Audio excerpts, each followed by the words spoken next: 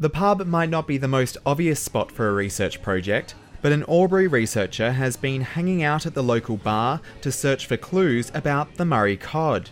The ultimate goal is to explore whether they can be a record that's reliable from our past and then match that reliability with the environment that they came from, which is obviously the rivers and around the Murray-Darling Basin, and then, set up a baseline. There's starting to be some early patterns and trends around where they're hosted and who's interested in the topic, because they weren't made as a scientific record. They were created for other reasons, generally as a symbol of acknowledgement or a big noteworthy fish. Matt says the mounted cod are most likely to be found in regional and remote Australia. But he isn't just looking for fish at the local watering holes on the border. The search has turned into a pub crawl across 5 states, and so far Matt's hooked 300 stuffed mounted cod. Albury local David Murray used to spend days fishing for cod, which he says bolstered the dinner table. He's had 3 of his best catches mounted for display.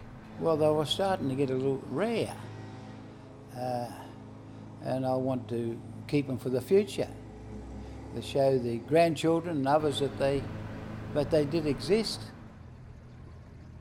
The study has unearthed plenty of fishing folklore, but Carl Benning from the Murray-Darling Basin Authority says it will also inform the future management of the river system.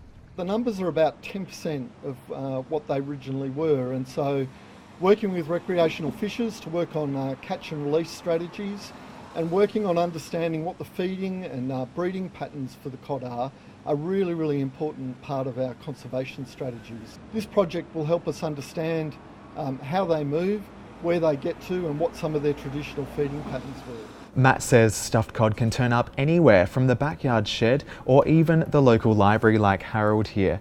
He says whether they're intact or in tatters, they all play a role in his research. No one has really done a lot with taxidermied fish. It will open up a new area of historical ecology, and hopefully if I can explore them as an evidence source and prove that they can be reliable, then others will be able to use that knowledge and apply it to other contexts.